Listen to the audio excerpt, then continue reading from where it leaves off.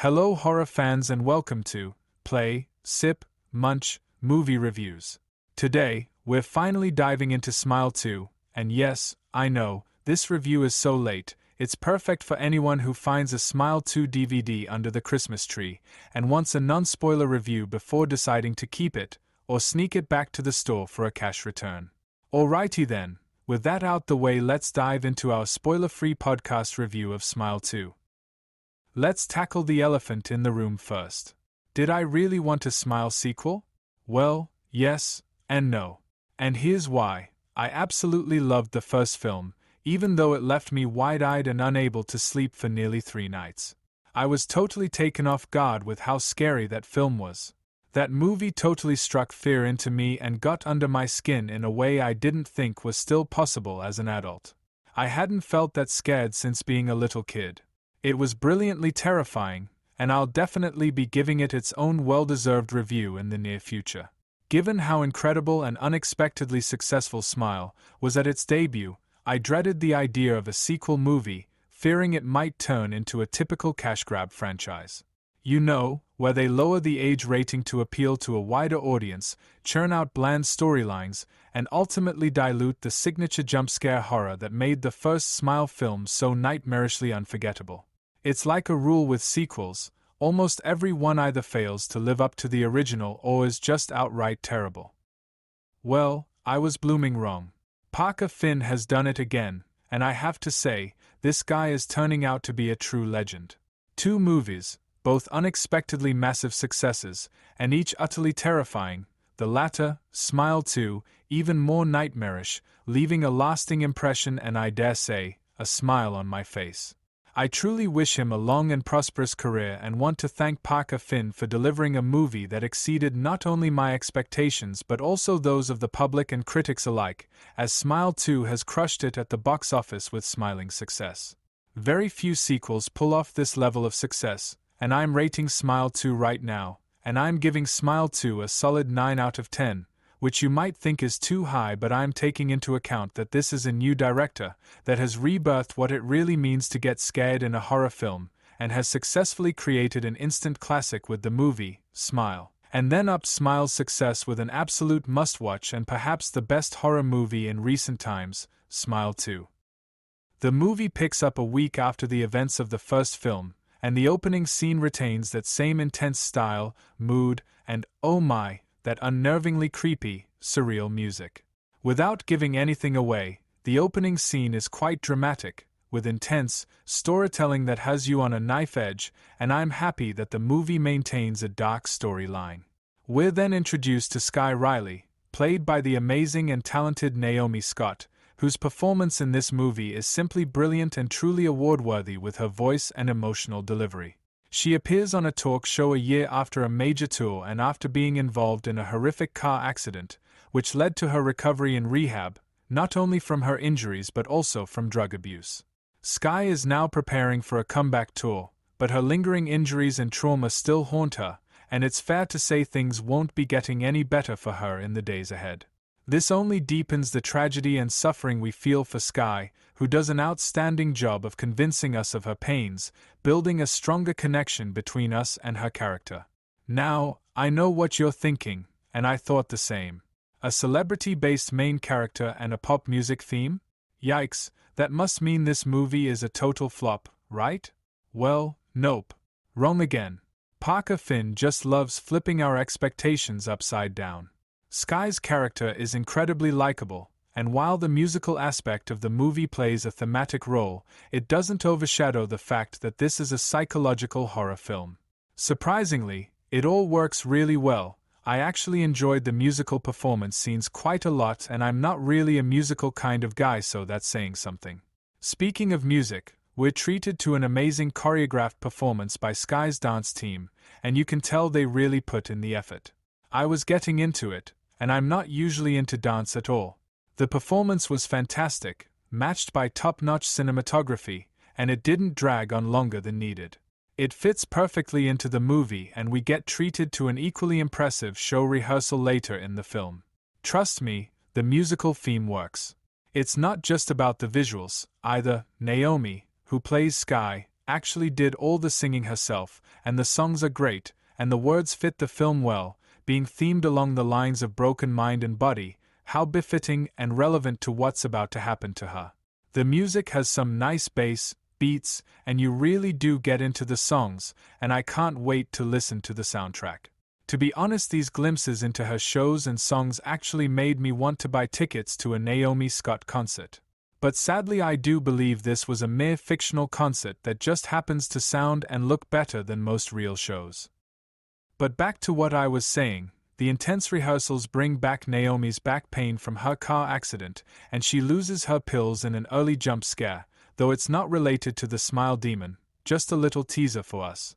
This forces Skye to reach out to an old friend who deals drugs, since, due to her history with addiction, she can't get a prescription for strong painkillers. It's through this dealer friend that fate intervenes, and he passes the smile demon to Skye in a horrific way, by slamming a weight into his own face multiple times, all while smiling at her. It's more disturbing than the trailers hinted, and makes for some gruesome, scary jump scares later on in the film.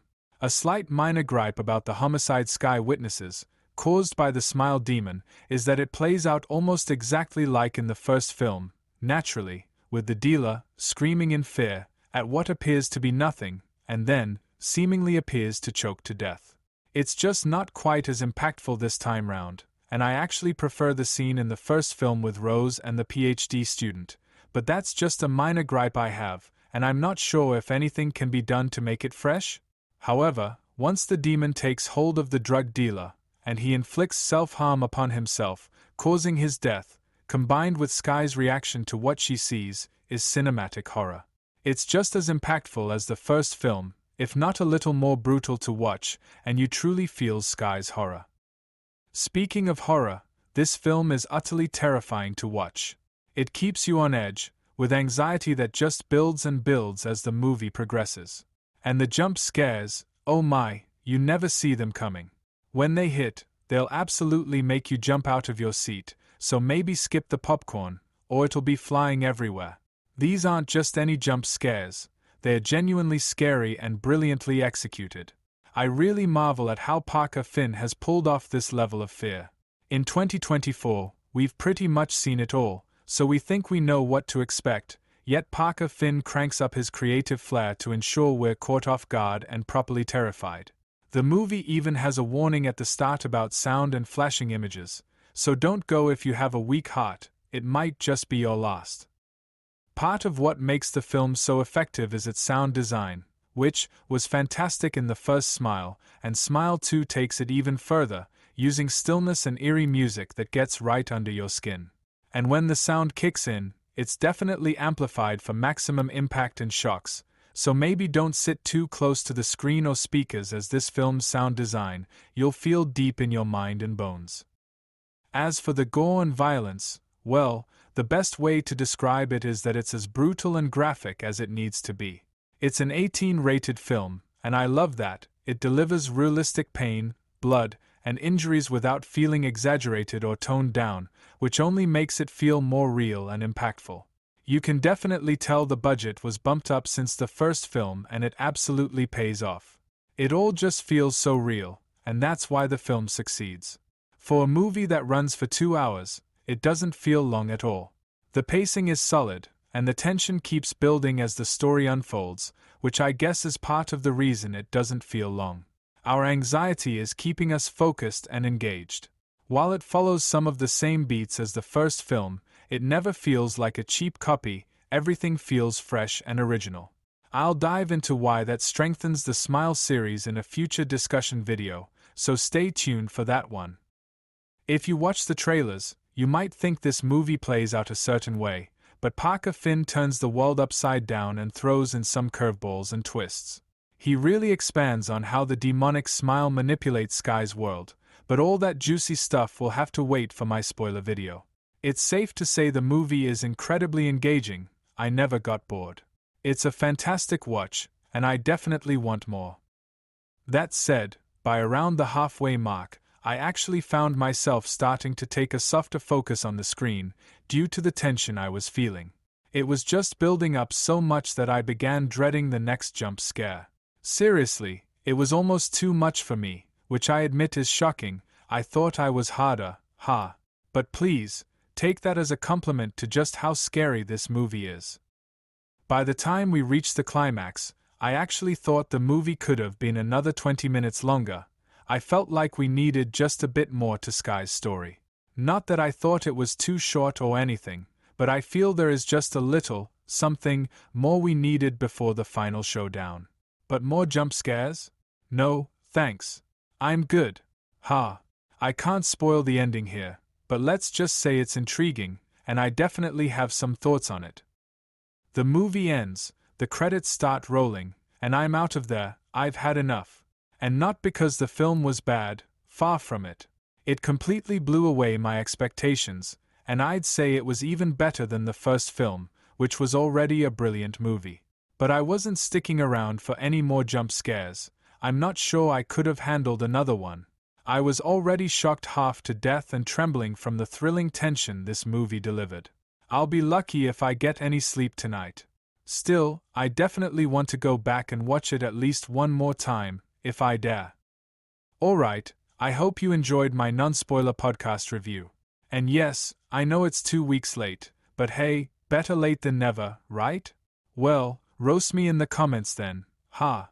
If you enjoyed this video, please consider subscribing, dropping a like, and most importantly, engage in the comments below. I'd love to hear your thoughts. Did you enjoy the film? Did it give you nightmares? How many of you threw popcorn everywhere during one of those jump scares? And who else is in love with Naomi Scott? Didn't she give an amazing performance? I'm sure most of you have seen the movie by now. But if you haven't, go catch it before it leaves theaters. Just be warned, it's not for the faint-hearted. Those jump scares pack a serious punch. Finally, I also plan to release a spoiler-filled video, so let me know if that's something you'd like to see. Though, let's be real, I'll probably post it anyway as I really enjoyed making this video review. Thanks for listening. Stop smiling at me. Subscribe to the channel.